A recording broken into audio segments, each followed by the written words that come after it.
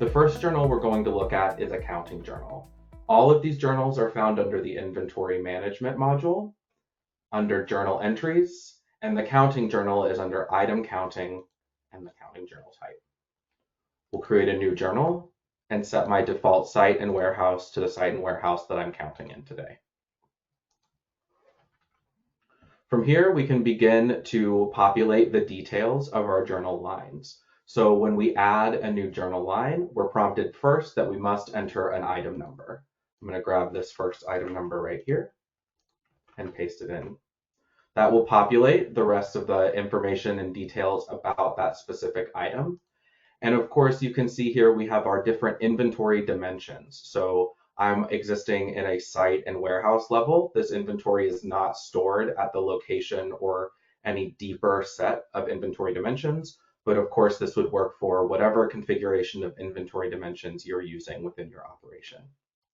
From here, we're shown in the journal what the current on hand is. So 100 is what is expected here. And we are able to enter a quantity that we count. So let's say I'm a user and I go out to the floor and I'm told to go count this item. I walk out to the floor and I count 110. When I enter 110, you can see the quantity automatically populates with the quantity variance that will be posted when we post this journal. Additionally, we have the ability to specify a worker who performed a count. And then the extra bonus of using a counting journal is you can also specify a counting reason code.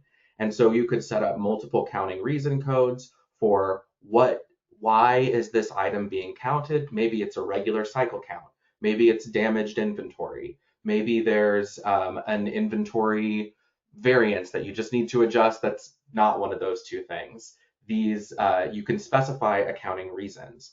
Counting reasons can also be tied to specific ledger journals. And so you can specify how financially to record different counts based on the reason code here.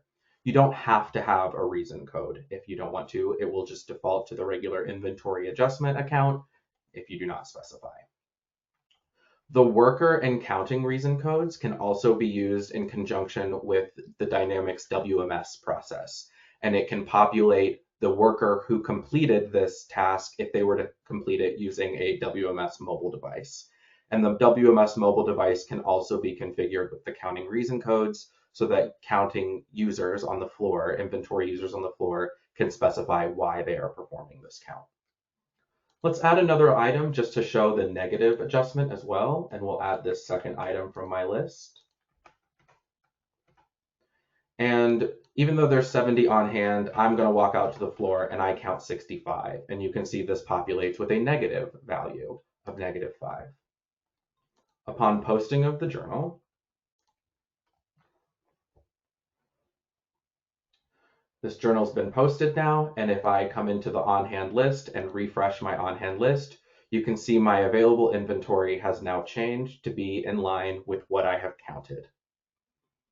If I dig deeper into the item, you can also see that I have a counting journal that has been created for 10 eaches.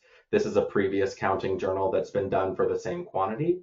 And digging into these specific journal numbers, you would be able to understand the financial impact and how each of these things impacted what happened during that transaction.